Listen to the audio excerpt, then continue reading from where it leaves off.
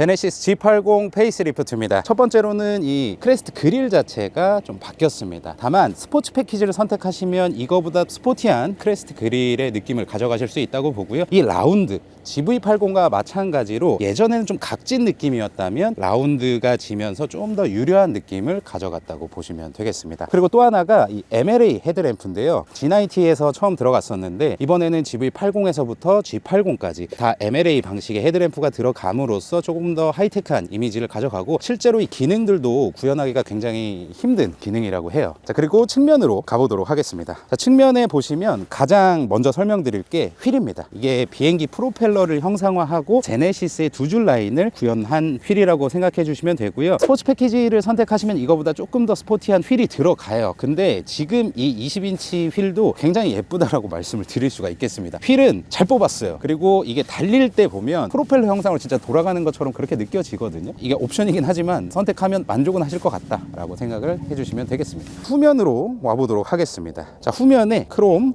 장식, 그리고 하단 범퍼를 보시면 이제 머플러가 없어졌어요. 이 스포츠 패키지를 달아야만 여기에 머플러가 탁탁 박힌다고 보시면 되겠습니다. 실제 머플러는 하단에 있고요. 머플러 형상의 이 V자 크롬 형식으로 범퍼가 들어갔다고 알아주시면 되겠습니다. 여기까지가 외관의 변경점일 거고요. 아쉬운 점은 리어 램프를 GV80 쿠페처럼 면발광으로 좀 해줬으면 어땠을까? 그게 더 이쁠 것 같지? 너도? 아니면 스포츠 패키지를 넣으면 그렇게 바꿔줬으면 좋았을 텐데 좀 선택권을 주는 게 더 좋지 않았을까라고 생각을 하고요. 이제 실내로 한번 들어가 보도록 하겠습니다.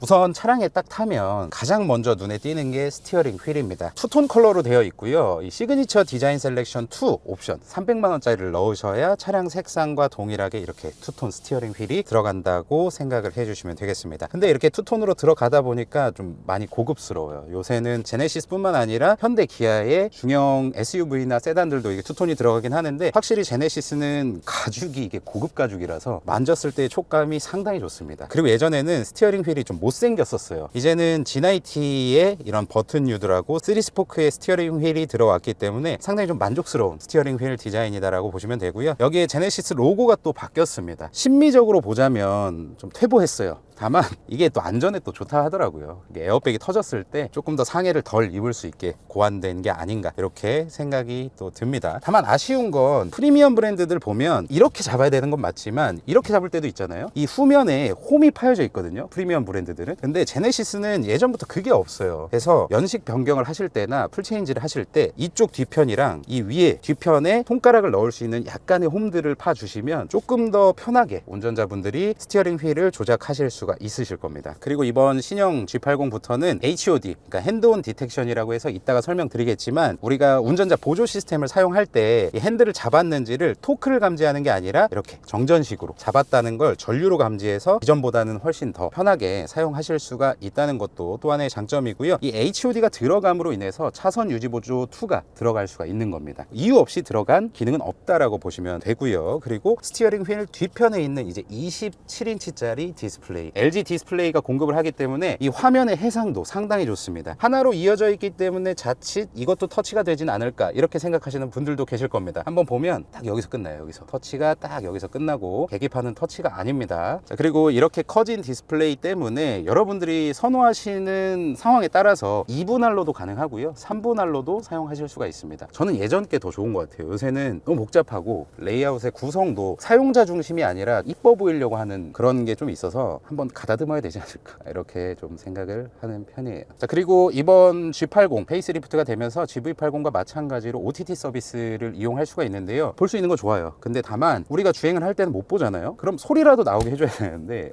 우리 소리도 못 듣게 하면 그건 좀 아니지 않나. 화면은 나오지 않더라도 소리만 들을 수 있도록 그렇게 좀 업데이트가 진행이 됐으면 합니다. 이거는 아마도 보시고 계신다면 해주실 거라고 믿습니다. 자, 그리고 공조계 보도록 하겠습니다. 우선은 이렇게 온도 조절 다이얼 상당히 부드럽게, 그리고 돌아갈 때마다 내가 지금 어느 정도 돌렸구나 촉감으로 확실히 알 수 있을 정도로 정교하게 만들어졌고요. 다른 영상에서 보니까 이런 게 막 흔들리더라고요. 이 차도 마찬가지로 흔들립니다. 요거 고쳐야 돼요. 프리미엄 브랜드는 작은 거에서 신경 쓰는 게 프리미엄 브랜드입니다. 그래서 이렇게 흔들리는 것들, 이런 것들은 하루빨리 고쳐야죠. 잘못된 겁니다. 요거는. 그리고 온도 조절하는 거 말고 다양한 버튼들 다 터치로 들어가 있고요. G90에서 봤기 때문에 저는 그렇게 새롭진 않은데 아마도 오랜만에 구매하시는 분들은 적응하는데 시간이 약간은 걸리시지 않을까 싶습니다. 그래도 기아의 이 멀티펑션이 들어가 있는 공조 전환기보다는 물리 버튼이 기본적으로 빠져 있는 공조 패널을 저는 좋아하는 편이에요. 그리고 그 위에 버튼들도 이렇게 터치를 할 때 햅틱 반응으로 내가 지금 눌렀구나 라는 걸 촉감으로 전해줄 수 있다 보니까 그렇게까지 불편하진 않은데, 기존에 버튼식으로 되어 있었을 때는 위치만 대충 촉감으로 이렇게 해서 누를 수 있었거든요. 근데 이번에는 어찌됐든 시선이 조금 가야 되다 보니까 그런 부분들은 감안을 해주셨으면 좋겠습니다. 자, 그 다음으로는 그 밑에 있는 크리스탈 디자인의 기어 노브와 이 통합 컨트롤러 보도록 하겠습니다. 이렇게 딱 잡았을 때 촉감 좋아요. 그리고 시각적으로도 상당히 정교하게 만들어졌다는 느낌이 강하게 듭니다. 그 위에 통합 컨트롤러 있거든요. 이 컨트롤러는 프리미엄의 하나의 상징이죠. 대중 브랜드에서는 좋은 차라고 해도 컨트롤러가 들어가는 경우가 거의 없습니다. 그래서 이런 컨트롤러로 다양한 기능들을 조작할 수 있다 보니까 상당히 편리한 기능이라고 보시면 되고요. 컨트롤러를 이렇게 조작할 때도 돌리는 촉감이라든지 들리는 소리 잘 만들었습니다. 이 앞에 있는 버튼들도 그냥 만들어진 게 아니라 진짜 고급죠.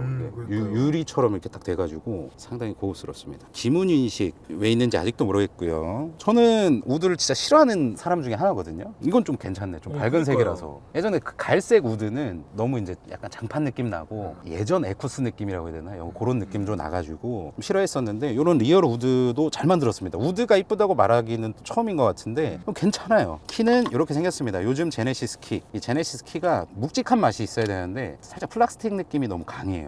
그래서 그런 부분 좀 아쉽다라고 보시면 될 것 같아요. 기타 버튼류들도 지난 G80과 마찬가지로 상당히 고급스럽게 되어 있고요. 요새 참 차에 타면 많이 느끼는 게 소재가 많이 고급스러워졌다. 그리고 동급 대비해서 제네시스 G80처럼 소재를 아끼지 않은 차가 없습니다. 일단 가죽이 아닌 곳을 찾기가 조금 힘들고요. 물론 이 차량 같은 경우는 SDS2가 들어가 있기 때문에 프라임 나파 가죽이 들어가 있습니다. 그래서 이렇게 만져봤을 때 촉감, 이거는 정말 부드러워요. 시그니처 디자인 셀렉션 1까지는 천연 가죽이 들어갑니다. 그래서 SDS2를 선택하셔야지만 프라임 나파 가죽이 들어가니까 시트에 나는 돈을 아끼고 싶진 않다 하시는 분들은 이렇게 SDS2 옵션을 선택하시면 되겠습니다. 전체적으로 차에 딱 탔을 때 정말 이 차가 나를 딱 감싸고 있는 느낌. 레이아웃도 보면 그렇게 돼 있어요. 그래서 차량에서 운행을 하신다던가 좀 휴식을 취하실 때 뭐 이런 말을 해도 되는지 모르겠지만 열심히 살았구나, 성공했구나.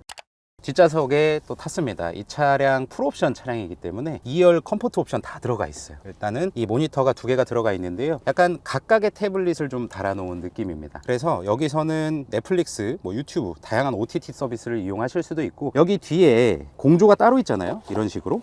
이것도 옵션입니다. 이 3플러스 공조라고 해서 뒷좌석하고 1열의 온도와 풍량을 조절하는 건데요. 벤츠 E클래스 2300을 사도 이거 없어요. 그리고 뭐 자리야, 후륜 베이스 차량임에도 불구하고 이 정도의 뒷공간을 뽑는다? 진짜 이건 전 세계 1등입니다. 말도 안 돼요.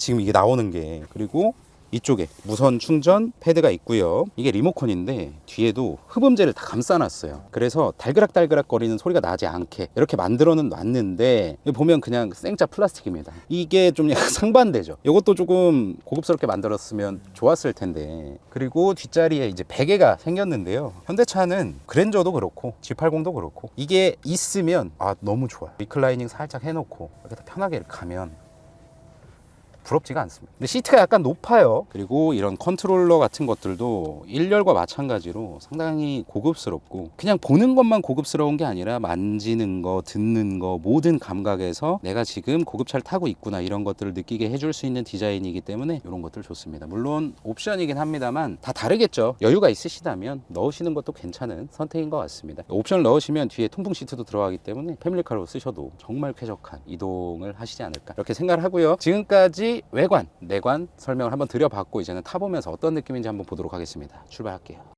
우선 출발하기 전에 시동만 걸어놓은 상태인데 아주 미세하게 진동이 들어온다고 보시면 되고, 거의 없다고 해도 돼요. 이 정도면. 특히나 이 앞쪽에서 당연히 들려야 되는 이런 엔진음 안 들립니다. 방음을 너무 잘 해놨기 때문에 좀 적막해요. 오토 1단계로 공조기를 틀고 40.8dB 정도 나온다고 보시면 되고, 공조기 껐어요. 35dB. 출발을 해보도록 할게요. 이렇게 저속으로 갈 때 일반적으로 소음이 많이 들어오기 마련이거든요. 저단이고 RPM도 약간은 공격적으로 쓰고 해서 많이 들어오는데 너무 부드럽게 출발한다고 생각을 해주시면 되고요. 드라이브 모드, 에코, 컴포트, 스포츠 있는데요. 보통은 컴포트로 다니실 테니까 참고로 저희가 지금 타고 있는 차량은 3.5 터보입니다. 380마력.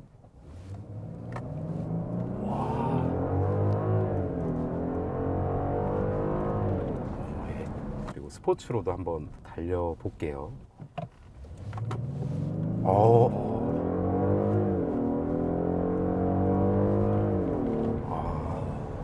이 정도 속도로 100km까지 올라간다. 300마력대 후반이 정말 그 일반적인 출력은 아닙니다. 우리가 차를 탔을 때 그렇게 만만하게 볼 수 있는 출력이 아니에요. 그게 좀 결이 다르다고 해야겠죠. 스포츠 드라이빙을 위한 출력의 세기보다는 편안하게 다니기 위한 출력의 세기, 그런 정도로 느껴주시면 되겠습니다. 제일 궁금해 하시는 게 승차감이겠죠. 기존의 3.5 터보를 예전에 시승을 했었는데 잘 기억이 나진 않아요. 그때 승차감이 솔직히 말씀드리면. 근데 상당 부분 좀 어느 정도는 단단했던 것 같습니다. 그러니까 2.5 터보는 좀 부드럽고 3.5 터보는 좀 약간 단단하다고 느꼈었는데, 이번에 페이스리프트가 되면서 많이 부드럽게 좀 세팅이 바뀐 것 같아요. 지금 컴포트 모드인데 되게 부드럽거든요. 이런 승차감이라는 게 어쨌든 주관적인 키워드잖아요. 그럼에 있어서 어떤 기준을 놓고 우리가 판단을 하느냐, 대부분의 사람들이 부드러운 걸 좋아합니다. 그렇죠. 그러니까 한국 사람들은 딱딱한 거 별로 안 좋아하는 것 같아요. 나와 차가 혼연일체가 돼가지고 차가 나에게 무언가를 전달하고 이런 걸 좋아하시는 분들은 이 차를 안 좋아하실 거고, 나를 편안하게 해줘야만 한다 라고 했을 때는 아마도 좋아하실 만한 승차감이지 않을까 이렇게 생각을 합니다. 지금도 좋지 않거든요, 노면이. 방지턱 한번 넘어볼게요. 지금 한 50km, 40km 정도. 앞에 승차감 상당히 좋거든요. 네. 뒤에는 좀 어때요? 뒤에도 마찬가지고 되게 일단 부드럽습니다. 그죠. 물론 그런 에어 서스펜션, 뭐 도로를 진짜 흔히 말해서 삭제시키면서 가는 그런 정도의 서스펜션은 당연히 아니지만 제한된 금액 내에서 만들 수 있는 아마도 가장 고급의 서스펜션일 것 같아요. 프리뷰 전자제어 서스펜션이 들어가서 카메라로 전면 노면 상황을 먼저 보고 요철이나 방지턱을 넘어가야 될 때는 서스펜션을 부드럽게 만들어주고, 넘었구나 혹은 스포츠 드라이빙을 하는구나 라고 차가 알아서 판단했을 때는 조금 더 감쇄력을 조절해서 단단하게 만들어주는 이런 서스펜션이 들어가 있는데, 이게 들어가지 않는다고 하더라도 기본적으로 고급 서스펜션이 들어가 있기 때문에 상당히 편안한 승차감을 느끼실 수가 있고, 주파수 감응형 쇼겁 쇼버가 들어갔다 그래요. 그래서 노면에서 올라오는 진동을, 주파수가 있을 거 아니에요. 그거를 조절해서 이제 서스펜션을 조절하는 그런 쇼겁 쇼버가 들어가 있기 때문에 조금 더 이제 핸들링이라든지 승차감을 올려줄 수 있는 그런 기능이 적용이 됐다고 보시면 되겠습니다. 진짜 승차감에 있어서는 더할 나위가 없다라고 생각합니다. 그 다음에 승차감에 많은 영향을 미치는 이제 NVH를 다시 이어서 말씀드리자면, 일반적으로 우리가 도심에서 이렇게 주행하는 지금 한 44km 정도의 속도, 이게 반음이 진짜 잘 돼 있어요. 첫 번째로는 흡음 타이어 적용이 되어 있어서 지면에서 올라오는 로드 노이즈를 많이 절감을 시켜주고요. 특히나 뱅앤올룹슨에 들어가 있는 액티브 로드 노이즈 컨트롤, 노면에서 올라오는 주파수를 이제 분석을 해서 그 찰나의 순간에 소음을 억제시켜줄 수 있는 반대 위상의 주파수를 스피커로 내보내줌으로써 더욱더 로드 노이즈를 감쇄했다라고 보시면 되고요. 다만 이 로드 노이즈 컨트롤이 들어갔다고 해서 아예 안 나는 건 아닙니다. 당연히 특정 주파수를 제어를 하기 때문에 확실히 좀 더 조용한 승차감을 가져갈 수 있고요. 두 번째로는 이제 페이스리프트를 하면서 실링 구조를 조금 더 보강을 했다고 해요. 그래서 그런 부분들도 다시 한번 개선을 했고, 흡차음재를 보강을 했고, 앞에 엔진룸이나 트렁크의 천장 부분을 보면 흡음재를 절대 아끼지 않았습니다. 그래서 엔진음이 안 들리는 거예요. 맞아요. 이게 3.5라 저는 그 엔진음이 좀 많이 들어올 줄 알았는데 안 들려요. 차량의 목적에 맞는 NVH가 아닐까. 5 시리즈 E 클래스 물론 좋은 차고 많이들 비교하시겠지만 조용하고 편한 걸 찾으시면 G80이 답이에요. 물론 진동, 소음이 안 들리기 때문에 불쾌감 없을 수밖에 없고요. 그래서 이 NVH만 놓고 보자 라고 한다면 이 정도면 뭐 100점이죠. 아까 타고 오면서 제가 7 시리즈 탔을 때랑 그 비슷한 것 같다 라는 말씀을 드렸었는데, 대표님은 어떻게 느끼시나요? 저도 솔직히 그렇게 생각합니다. 5 시리즈 E 클래스는 이 정도의 정숙성을 내주진 못해요. 근데 7 시리즈 S 클래스 정도는 가야. 저희가 탔던 S 클래스가 2억 중반대였거든요. 그리고 7 시리즈는 740i를 탔었는데 가격대가 비교가 안 돼요. 뭐 2억이면은 이거 세대 풀옵션 넣고 거의 세대. 2억 중반이면 물론 가치를 어디에 두느냐, 뭐 브랜드 밸류에 둔다라고 한다면 벤츠니까 좋겠지라는 막연한 생각 때문에 그렇게 의견을 내시는 것 같은데, 실제로 타보시면 진짜 플래그십에 준하는 방음 성능, 떨림, 불쾌감을 전혀 느끼지 못하는 그런 거라고 보시면 되겠습니다. 차는 기본기가 중요하다라고 또 댓글을 다실 텐데, 요즘 뭐 기본기가 안 돼 있는 차량은 없다고 보시면 되겠습니다. 그렇죠. 잘 달리고 잘 서고 다 잘해요. 네. 이 정도 가격에 이 정도의 고급 내장재라든지 하나의 소재들 약간씩 아쉬운 부분은 있죠. 그렇다고 하더라도 충분히 좋은 상품성, 충분히 좋은 차량이라고 볼 수가 있겠습니다. 그리고 승차감을 결정하는 다음 요소, 변속기라고 할 수가 있는데요. 자동 8단은 깔래야 깔 수가 없습니다. 사람으로 치면 밸런스가 완벽한 육각형 인간이라고 보시면 돼요. 내구성도 좋죠. 변속 타이밍? 타이밍을 어떻게 잘 잴 수나 있나요? 변속했는지도 몰라요, 솔직히. 지금 저는 말 막 떠들면서 가잖아요. 잘 모릅니다. 그리고 변속으로 인한 충격 전혀 없어요. 1열에서도 그렇고 2열에서도 뭐 불편한가요? 변속 때문에? 전혀 불편함이 너무나도 부드럽게 변속이 되기 때문에 이 변속에 있어서는 전혀 이제 불쾌감이 없습니다. 아마도 스포츠 세단이었다면 DCT가 들어갔겠죠. 보다 출력도 조금 더 높아야 되고 연비 효율도 조금 더 높여야 되고 하기 때문에 토크 대용도 조금 더 많이 해야 되고, 근데 그런 차가 아니에요. 편안하게, 럭셔리라는 단어를 중간에 두고 있기 때문에 자동 8단이 정말 잘 어울립니다. 너무 부드러워요. 맞아요. 편안하게 타고 다니실 수 있는 그런 승차감이라고 보시면 되겠습니다.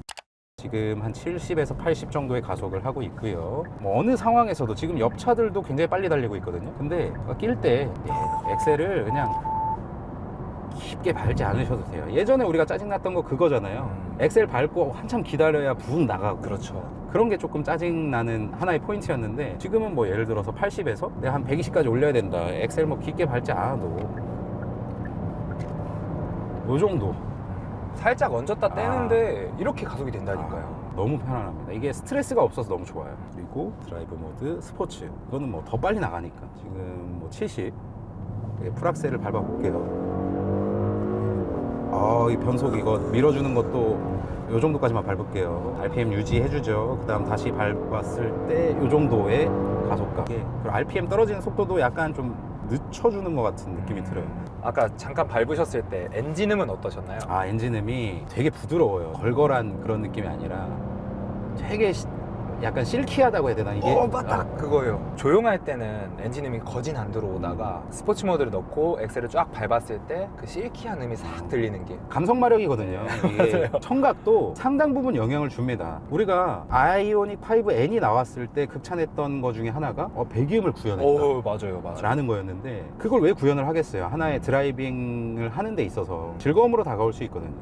전기차를 아쉬워하는 이유도 그거잖아요. 너무 배기음이 조용하니까. 사라지니까. 맞아요. 근데 그 시대로 넘어가는 와중에 그래도 아직도 배기음을 들을 수 있고, 그리고 배기음이 거슬리지 않고, 뭐 예를 들어서 뭐 이렇게 되게 뭐 이런 거 딱 들을 수 있다는 거. 차 안에서만 들을 수 있는 음악이죠. 온갖 형용사를 막 다 붙여가지고 뭐 나만의 심포니 뭐 이런 거 하는데 진짜 뭐 나만 즐길 수 있으면 되지 뭐. 그럼요. 그 정도의 뭐 추월 가속 혹은 도로 흐름에 녹아드는 능력들 출중하고요. 2.5 터보만 타셔도 304마력의 43토크이기 때문에 충분합니다. 조금 더 여유롭고 싶다 하실 때 3.5 터보를 가시는 거지, 2.5 터보라고 해서 안 나가고 뭐 그런 게 전혀 아니에요. 내 발을 조금만 더 움직여도 땅을 더 짓누르면서 갈 수 있는, 그게 운전자한테도 느껴지기 때문에 자신감이 더 붙습니다. 그렇죠. 브레이크도 좋네요. 그리고 브레이크가 담력이 늦게 들어오진 않아요. 약간 일반적인 현대차보다 빨리 들어오는 느낌이고, 현대기아의 약간 중간 느낌? 근데 출력에 따라서 좀 세팅을 다르게 하는 것 같아요. 초반에 빠른 감속을 해줘야 차를 안정감 있게 이제 운전한다는 걸 운전자가 느낄 수 있는데 충분히 하고 있습니다. 브레이크를 좀 깊게 밟아도 차가 앞으로 꼬꾸라지는 느낌이 거의 나지 않아요. 그리고 이렇게 갑자기 가속을 쭉 할 때 사륜이라서 물론 옵션이긴 하지만 이 안정감이 너무 좋아요. 그렇죠. 차가 전반적으로 쭉 앞으로 나가는 느낌 있잖아요. 특유의 후륜 구동처럼 이렇게 차가 탁 들려서 나가는 게 아니라 쫙 이제 깔려서 쭉 알려서 나가는 느낌. 요런 느낌. 노즈업이 심하지도 않고요. 하나하나의 느낌들이 되게 좋은 감각으로 다가오는 것 같아요. 사륜을 꼭 넣어야 되냐라고 했을 때 제가 산다면 넣을 겁니다. 저는. 그러니까 눈이 미친 듯이 왔어요. 이 며칠간 한 20cm가 넘게 온 것 같은데 이제 윈터 타이어가 중요하죠. 당연히 윈터 타이어가 중요한데 윈터 타이어도 꽂고 사륜도 있으면 조금 더 안전하다고 생각하기 때문에 이런 좀 환경에서 사시는 분들은 아마도 좀 필요할 것 같고요. 사륜을 또 은근히 많이 사시더라고요. 2.5 터보 사륜이 1등입니다. 여러분들께서 잘 고민을 해보시고 저는 웬만하면 좀 넣어라 라고 하고 싶어요. 주행을 할 때도 정말 안전적인 드라이빙을 하실 수가 있고 코너를 돌아 나갈 때도 구동 배분을 진짜 정말 짧은 순간에 쭉쭉쭉쭉 해주기 때문에 그런 것들도 상당히 좋죠. 안정감 있는 나는 운행을 하고 싶다라고 하시면 다륜을 선택하는 게 돈이 아깝지 않습니다. 운전자 보조 시스템을 한번 사용해 보도록 하겠습니다. 100km까지 올려볼게요. 설정 속도를. 그리고 보여드리기 위해서 살짝 내볼게요. 차간 거리 너무나도 잘 맞춰가고요. 이 헤드업 디스플레이에도 지금 뒤에 차가 있다. 근데 이 박스 좀 바꿔주면 안 돼요? 차 모양.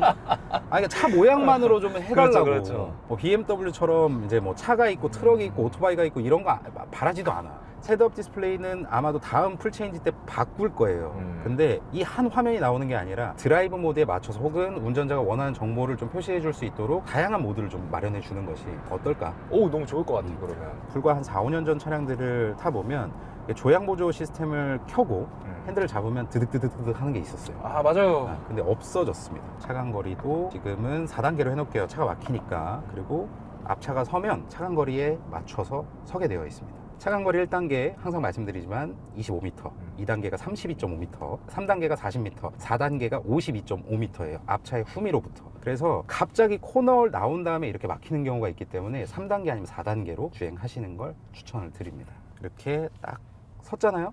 앞차가 30초 이내에 출발하면 내 차도 같이 출발하고 30초가 지나면 이 속도 조절 레버를 한번 올리던지 엑셀을 한번 더 밟아주시면 차량이 출발을 하게 됩니다. 국도나 시내에선 그거 안 돼요. 끼어드는 거 한번 볼게요. 이런 거 대응이 조금 더 빨리 해줬으면 좋겠어요. 아직 부족하긴 해요. 이런 부분은. 이것도 릴레이로 지금 끼시는데 이것도 아. 예전보단 나아졌죠. 예전에는 앞차가 한 75% 정도 들어왔을 때 이제 밟았는데 이제는 한 60%, 50% 정도 체감상 그렇게 밟아주는 것 같아요. 근데 엄연히 운전자 보조 시스템이지 자율주행 시스템이 자율주행이 아니기 때문에 아니니까. 항상 브레이크는 밟으실 준비를 하셔야 되고 스티어링 휠은 돌릴 준비를 하셔야 되고 방금 무서웠어요. 당연한 거죠. 연비 얘기를 한번 해보면 이 차량 복합 연비가 8km대 후반입니다. 3.5 터보에다가 다륜까지 들어가 있어서 연비가 상당히 낮아요. 근데 3.5 터보라는 점을 생각해보면 이 정도면 그래도 납득할 만한 연비. 3.5 터보부터는 연비를 그렇게 생각하고 사시면 안 된다고 생각합니다. 2.5 터보도 마찬가지로 그렇고요. 1.6 터보 정도는 돼야 그래야 일반 가솔린을 사도 연비가 좋게 나오는데 그냥 생각하지 마세요. 이거 강남 들어가면 2, 3 나올 겁니다. 2, 3. 예, 근데 그것도 있어요. 요즘은 하이브리드의 인기가 너무 높아진 만큼 그 연비의 기준점이 하이브리드에 맞춰진 초점들이 있어요. 저는 이제 기름값은 생각하지 말고 타셔라 라고 말씀드리고 싶습니다. 자주 가셔야 될 거고요. 그리고 뭐 이 버튼을 통해서 이렇게 디스플레이에 카메라를 띄워줄 수가 있는데요. 뭔 필요 있냐 라고 할 수가 있어. 왜 필요할 것 같아? 왜 필요해요, 이게? 별로 필요는 없지. 근데 보통은 앞차랑 붙이면 정차에 있을 때 한 이 정도 붙어요. 그러면 내 지금 시선 밑은 못 보잖아. 아, 그렇죠. 이건 볼 수 있잖아. 아, 오르막길을 간다던가 골목길을 간다던가. 그렇죠, 그렇죠. 근데 이런 거 하나하나가 어떻게 보면 크로스 체크용이거든요. 이렇게 측면 카메라 있잖아요. 보통은 안 보신다고 하는데 한번 봐보세요. 되게 좋거든요. 아무리 사이드 미러를 잘 설계한다고 해도 블라인드 스팟이 있을 수밖에 없습니다. 그래서 사이드 미러 한번 보시고 요거 한번 보시고 되게 안전하게 하실 수 있어요. 노면은 그렇게 좋진 않지만 코너를 좀 돌아 나가 볼게요. 지금은 컴포트 모드고요. 공률이 상당히 좀 셉니다. 그래서 자, 이 정도로 지금 돌고 있는데 일단 롤링이 되게 적어요. 이쪽은 좀 단단하게 버텨주는 느낌이 나고요. 지금도 꺾어 보면 조수석 쪽이 조금 더 많이 버텨주는 느낌. 그리고 바로 다음으로 틀었을 때도 운전석 쪽 서스펜션이 많이 좀 버텨주는 느낌이 납니다. 그래서 차가 뒤뚱뒤뚱해서 좀 멀미가 난다거나 그런 건 많이 못 느끼실 것 같아요. 우리가 또 코너를 돌아 나가다가 노면이 안 좋은 곳, 요철들을 만날 수가 있잖아요. 여기서도 충분히 감속을 하고 속도를 유지하면서 코너를 이렇게 돌아 나가다 보면 여기 뭐 중간에 하나 있거든요. 예, 굉장히 부드럽게 타고 넘어가 줍니다. 그리고 4륜 시스템이기 때문에 지금도 계속해서 네 바퀴에 필요한 구동 배분을 차가 알아서 해주고 있을 거예요. 그런 부분들이 안정감으로 다가와요. 재밌진 않습니다. 근데 재밌으려면 이런 차 타면 안 돼요. 그렇죠. 뭐 M2 뭐 이런 거 M3 뭐 이런 거 타셔야 되는데 차량의 성향에 맞게 생각을 해보자면 요 정도 롤이면 정말 없다. 물론 이렇게 조향을 할 때 핸들의 감각이 뭐 엄청 날카롭진 않습니다. 날카롭진 않지만 전혀 거슬리지 않아요. 이번 신형 G80 많은 분들이 아마 계약을 하셨겠죠. 아니면 알아보실 분들도 많으실 거고요. 차량의 이미지나 이런 것들 때문에 뭐 장기 렌트 알아보시는 분들 혹은 뭐 일시불이나 할부 알아보시는 분들 많으실 텐데 이 영상 고정 댓글에 보면 G80 최고의 견적 신청하기 링크가 있습니다. 거기서 여러분들이 원하시는 구매 방식 일시불 할부 장기 렌트 리스 다 계약 가능하니까 고정 댓글 링크 통해서 차량 알아보시면 최고의 조건을 가진 분들이 여러분들한테 연락을 드릴 거고요. 링크 통해서 차량 출고까지 하신다면 또 추가 혜택이 있으니까 추가 혜택은 고정 댓글에 써두도록 하겠습니다. 그리고 나는 이미 계약했다, 난 차를 기다리고 있다 하시는 분들은 지금 이 차량가액을 기준으로 말씀드릴게요. 지금 저희가 타고 있는 차량이 8,780만 원짜리 G80이니까 이 8,780만 원 기준으로 차량 출고되기 7일 전에 오토 캐시백 이 영상 고정 댓글 링크를 통해서 신청을 하시면 최대 1.8% 158만 400원을 일시불로 결제하실 때는 현금으로 돌려받으실 수가 있고요. 할부도 캐시백 받으실 수 있으니까 나는 G80 계약하고 출고가 된다는 연락을 받았다